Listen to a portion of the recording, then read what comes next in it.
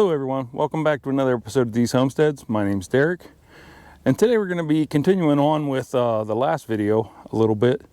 We're not talking to Matt again from Stark Brothers, no, but we're going to be talking about apple trees and fruit trees and stuff like that. And we're going to be answering or showing an example of a question that I've seen asked a bunch of times.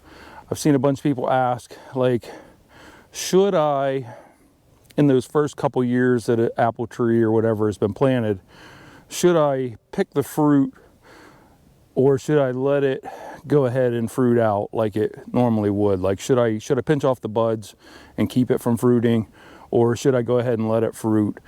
And I've seen tons of different answers, and some people say that you should pick that fruit and not let it fruit out that year. That way it can spend more time to work on the roots and the growth of the tree and stuff like that. And I've also seen some people say, no, you should go ahead and let it fruit out and get that fruit off of it. So oddly enough, when I planted these apple trees that are right here to this side of me, we planted them all the exact same day. They were all bought the exact same time. They're different varieties.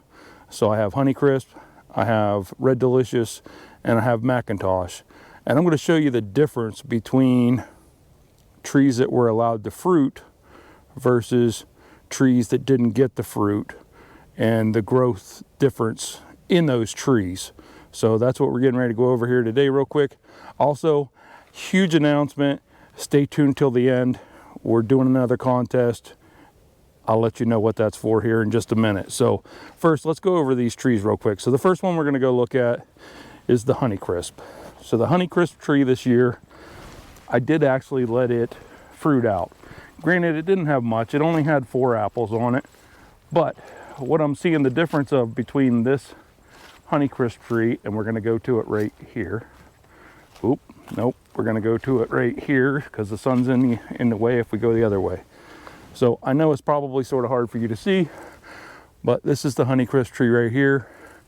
And it's probably, I don't know, I'm about 6 feet tall, so I would say 7 to 7.5 feet tall.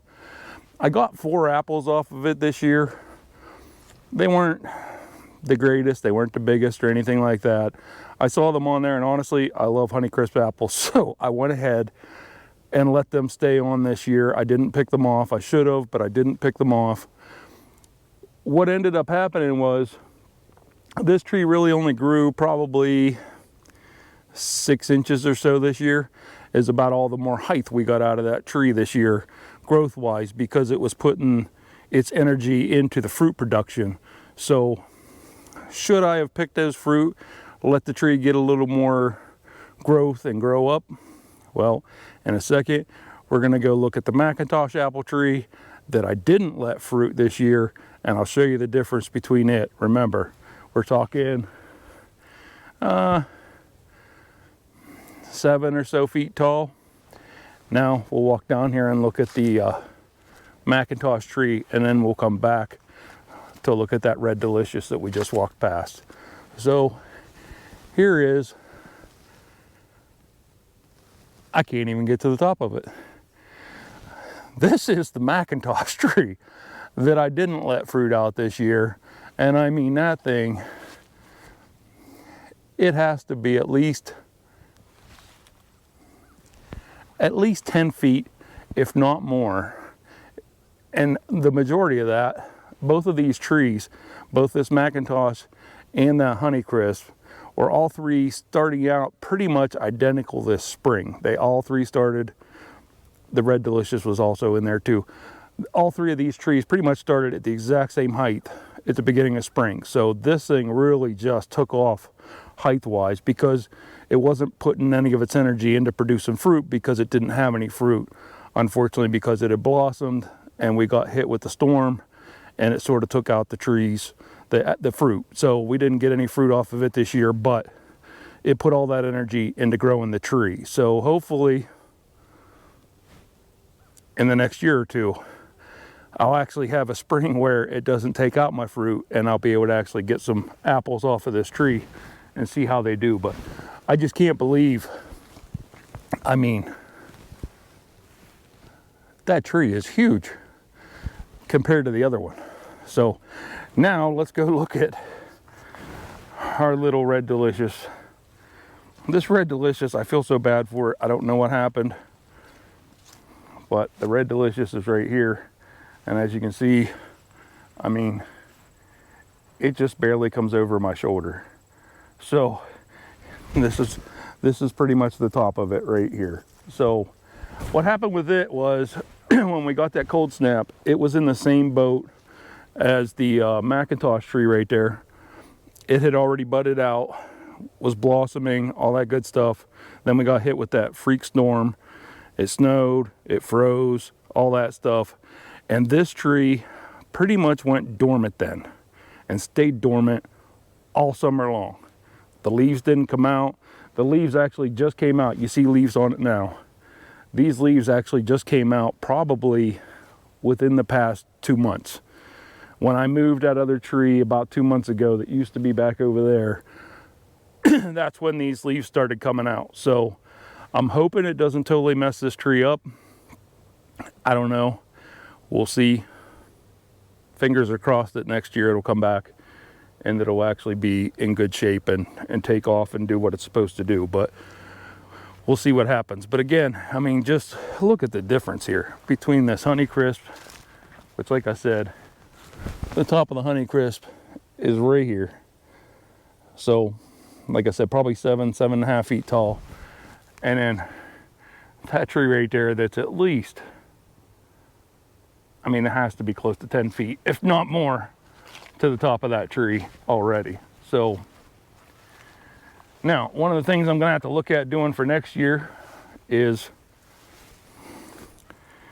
extending this cage out, because as you can see, the deer have been here eating off the ends of the tree that are sticking out through the cage. So I'm gonna have to look at extending the cage or doing something a little bit different here next year to try and keep the deer away from this tree some. Might even be just trim those branches off that are coming out through. I don't know. We'll look at it here once we get a little bit closer into being ready to get our trees ready for next year. I don't know. We can either extend the cage out some to keep the deer a little bit further away from the tree, or we can trim those branches off. The trees, the limbs that are going straight up right now are doing good, but like I said, we got to do some trimming on this tree anyhow and get it opened up for better fruit production and stuff like that. So that'll be a later video. So to answer your question of is it better to trim those off and let your tree grow, or is it better to let your tree produce fruit? Here's what I can tell you. The 4 apples that I did get off the Honeycrisp tree, one of them was bad, I had to throw out. The other 3 I did eat. They were okay. They weren't anything spectacular. So honestly, I really wish that I would have went ahead and picked those fruits and let the tree grow and just spend the energy on its roots and on its growth. So those first 2-3 years, all 3 of these trees are exactly, I planted them, they've had 2 full summers. So they're getting ready. Next year will be their 3rd summer. So next year I probably will pull the fruit on the Honeycrisp and see if I can't get it to take off some. As far as the Macintosh, I'll probably let it be. If it fruits, I'll probably let it. And the Red Delicious, I'm just hoping it comes back next year. So hopefully it does. Hopefully its schedule's not totally all messed up. If it does come back, I'm not going to let it fruit either.